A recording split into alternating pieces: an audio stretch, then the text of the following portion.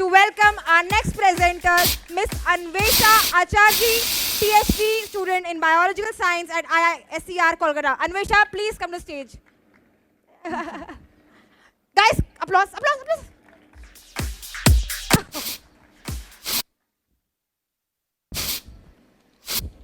No.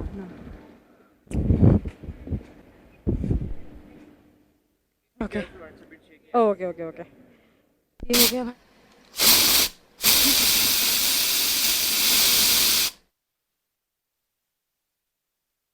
Hello everyone, I am Anvesha, a PhD student at ISCR Kolkata.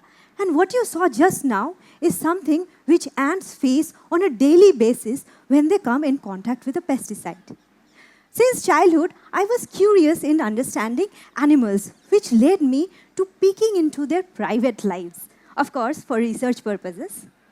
Currently, I am doing my PhD on Diacoma indicum, a tropical non-target Indian ant. And luckily, we have Diacoma herself. So, let us hear from Diacoma herself.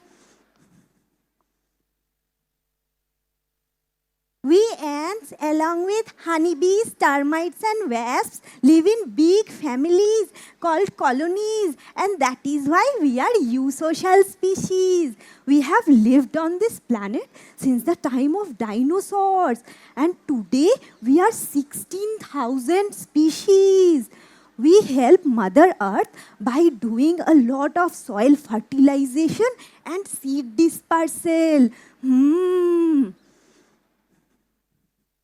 Thank you, DI, for the introduction.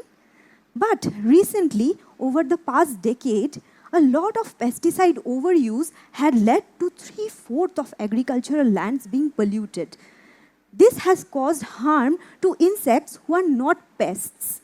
So, in terms of pesticide-related research, a lot of attention has been given to honeybees, but not ants.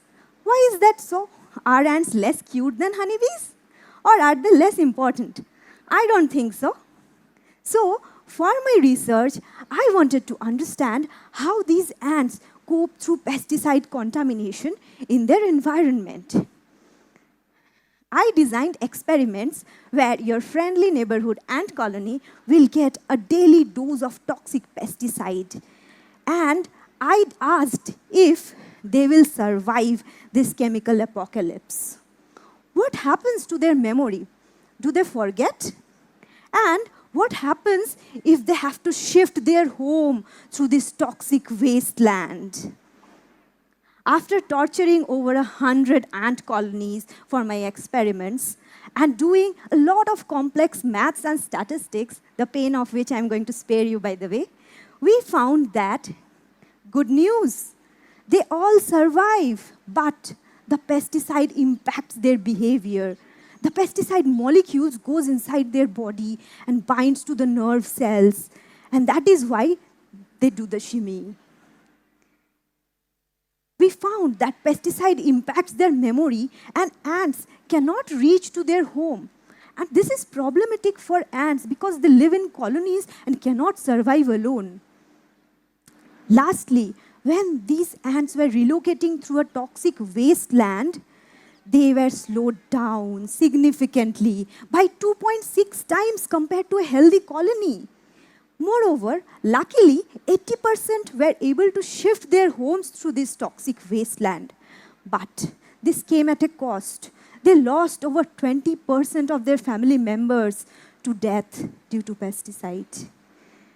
So, in conclusion, we can say that in spite of the pain and suffering, hard times create resilient ants.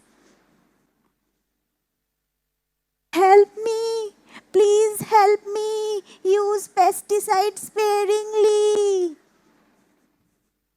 Sure, DI.